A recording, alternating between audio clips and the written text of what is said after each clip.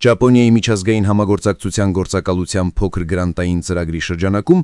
ներքին գործերի նախարարության սեյսմիկ պաշտպանության տարածքային ծառայության աշխատակիցների համար դեկտեմբերի 22-ին անցկացվեց սեմինար քննարկում սեյսմակայուն շինարարության ոլորտում ճապոնական փորձի փոխանակման նպատակով։ Հայաստանում ծրագրի համակարգողը կառուցվածքների սեյսմակայունության վարչության, հատուկ կարևոր և ընդհանուր նշանակության օբյեկտների սեյսմիկ խոցելիության գնահատման բաժնի պետ Վարդան Հայրապետյանն է։ Ծառայության տնօրեն Սոս Մարգարյանը մասնակիցներին ներկայացրեց Հայաստանի սեյսմիկ վտանգի քարտեզները և շեշտեց հավաքված տվյալները վերլուծություններում հնարավորինս կիրառելու կարևորությունը, հավելելով, որ սեյսմիկ անվտանգության բարձրացման նպատակով պետք է անմիջապես համայնքների և արձագանքող ուժերի հետ աշխատել։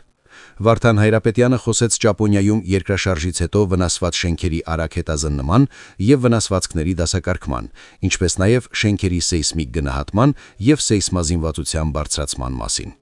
Նա կարևորեց շահագրգիռ կողմերի համար մշակված առանձին ձեռնարկները երկրաշարժից առաջ նախապատրաստվելու և երկրաշարժի հետևանքները վերացնելու ուղղությամբ։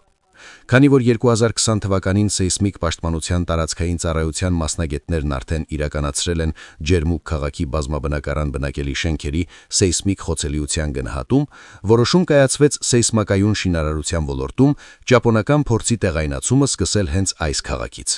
Զեկույցները կպարզեցվեն և կներկայացվեն շահագրգիռ կողմերին։